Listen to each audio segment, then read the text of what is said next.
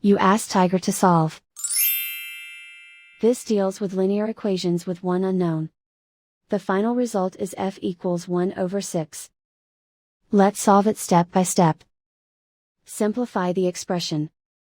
Expand the parentheses. Simplify the arithmetic. Multiply the coefficients. Swap sides.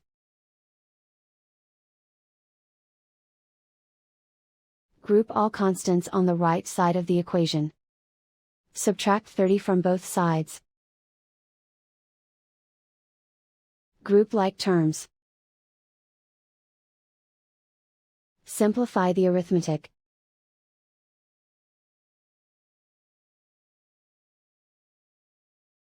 Isolate the f. Divide both sides by -24. Cancel out the negatives.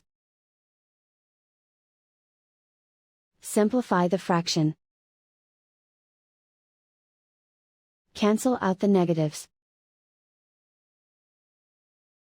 Find the greatest common factor of the numerator and denominator.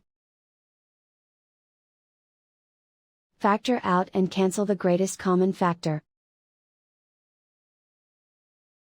And so the final result is f equals 1 over 6.